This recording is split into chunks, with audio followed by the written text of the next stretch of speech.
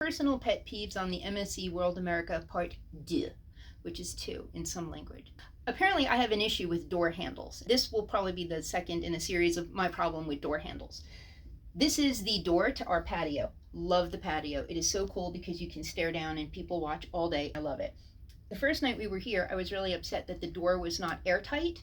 It is, because I have doorknob issues. If you look here, this is the door locked. You can tell because it's red, facing its opposite green. And here's the handle below. When it's in this position, the door is airlocked. Really good. You turn it up all the way, like that. I don't know if you can hear it. There's a wind shooting through our door now, even though it's locked on the top. I was such a dweeb. I even reported it to the ship manager or whatever, that our room was not quiet enough. Now that I take the lock off and I open it, it's beautiful. You can experience everything. At night, when you don't want to hear weird, mysterious grinding noises, you have to put the handle all the way back into locking place before you lock the door for the night. Dweebs unite! I thought it was a difficult door to operate. I have 2 college degrees and a certification in a third, none of which I'm working in my field right now.